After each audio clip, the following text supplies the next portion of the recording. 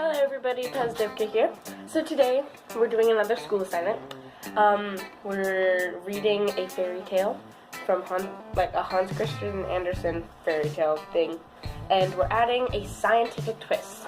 So this is the Emperor's New Clothes, but instead of being swindlers, they're just plain seamstresses, and the cloth is actually invisible and it can only be seen by psychics.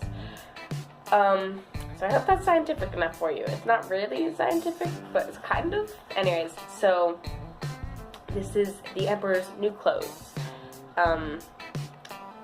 Sorry if I mess up. Sometimes I'm reading just the original and then adding or taking out some stuff.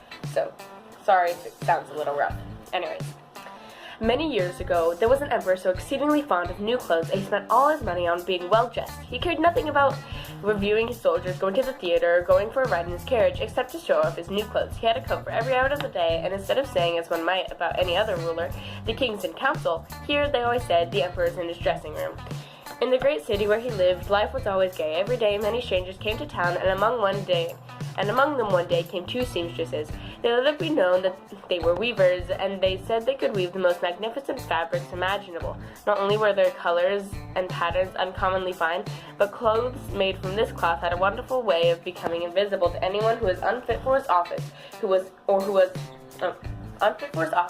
unusually stupid, or just plain normal. The only people who could see this cloth were psychics.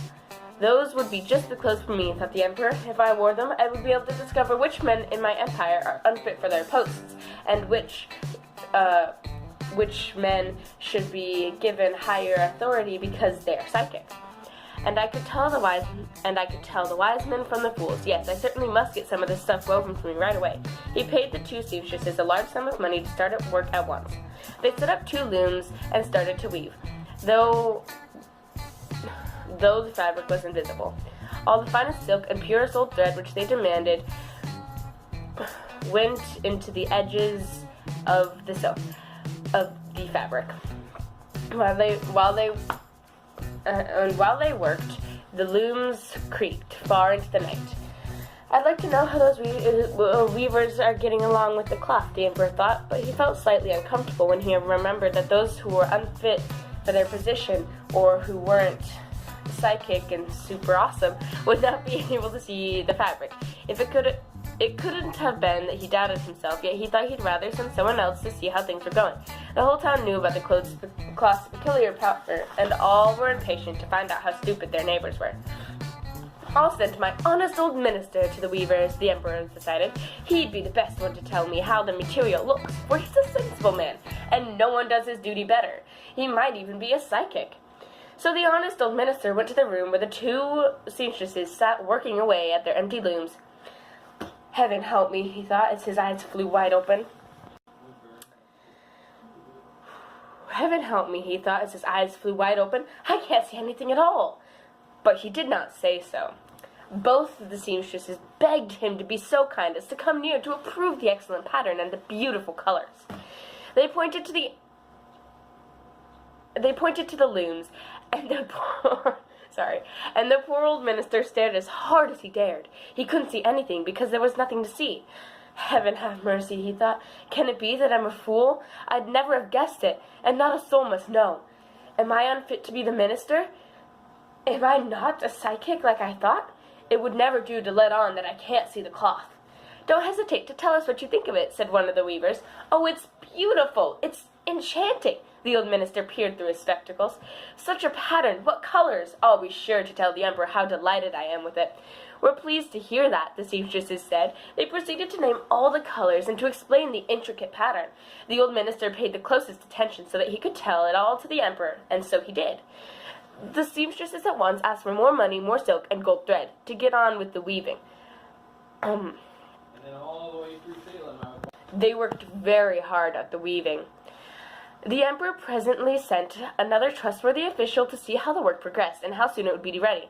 The same thing happened to him that had happened to the minister. He looked and he looked, but as he saw nothing in the looms, he began to doubt if he was really as amazing as he thought he was. Isn't it a beautiful piece of goods? The seamstresses asked him as they displayed described their imaginary pattern. I know I'm not stupid, the man thought, so it must be that I'm unworthy of my good office. That's strange. I mustn't let anyone find it out, though. So he praised the material he did not see. He declared he was delighted with the beautiful colors and the exquisite patterns. To the emperor he said, it held me spellbound. All the town was talking of this splendid cloth, and the emperor wanted to see it for himself when it was still in the looms. Attended by a band of chosen men, among whom were his 2 old trusted officials, the ones who had been to the weavers, he set out to see the 2 swindlers. He found them weaving with might and main. Magnificent, said the 2 officials already duped. Just look, your majesty, what colors, what a design. They pointed to the looms, each supposing that the others could see the stuff. What's this? Thought the emperor. I can't see anything. This is terrible. Am I a fool? Am I not psychic? Am I unfit to be the emperor? What a thing to happen to me, of all people. Oh, it's very pretty, he said. It has my highest approval. And he nodded approbation at the loom. Nothing could make him say that he couldn't see anything. His whole retinue stared and stared. One saw no more than the other, but they all joined the emperor in exclaiming, oh, it's very pretty, and they advised him to wear clothes made of this wonderful cloth, especially for the great possession he was soon to lead. Magnificent, excellent, unsurpassed, were bandied from mouth to mouth, and everyone did his best to seem well pleased. The emperor gave each of the seamstresses a cross to wear in his buttonhole, and the title of Sir Weaver. Almost done. I got this. Okay. Before the procession, the seamstresses sat up all night and burned more than 6 candles to show how busy they were finishing the emperor's new clothes. They took the cloth off the loom. They made cuts in the cloth. And at last they said, now the emperor's new clothes are ready for him. Then the emperor himself came with his noblest noblemen, and the spindlers each raised an arm as if they were holding something. They raised an arm while they held the cloth. They said, these are the trousers, here's the coat, and this is the mantle, naming each garment. All of them are as light as a spider's web. One could almost think he had nothing on, but that's what makes them so fine, so hard to see unless you are true psychic. Exactly, all the noblemen agreed, though they could see nothing, for there was nothing to see. If your imperial majesty would condescend to take your clothes off, said the seamstresses, we will help you on with your new ones here in the front of the long mirror. The emperor undressed, and the seamstresses put his new clothes on him, one garment after another. They took him around the waist and fastened something.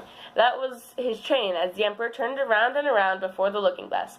How well your majesty's new clothes look. Aren't they becoming? He heard on all sides. That pattern is so perfect. Those colors so suitable. It's a magnificent outfit. Then the minister of the public processions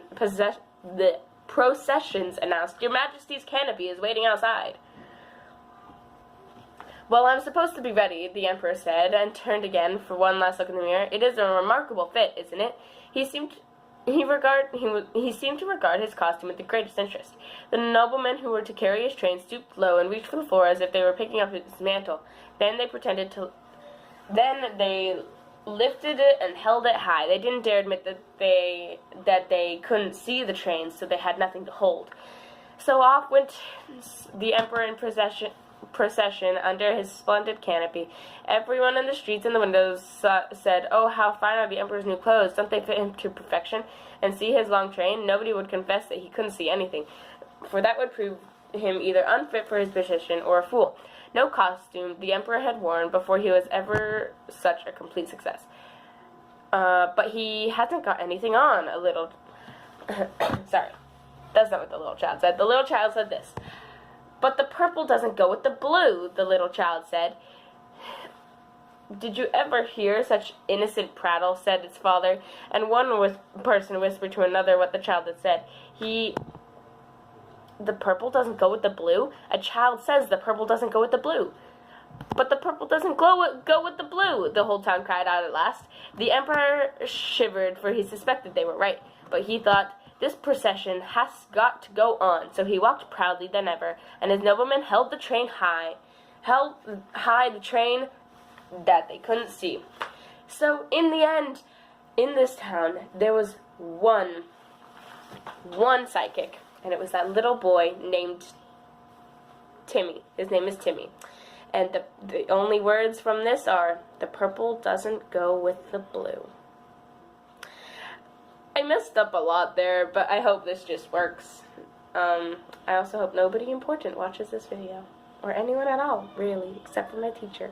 Anyways, okay, thanks guys, bye.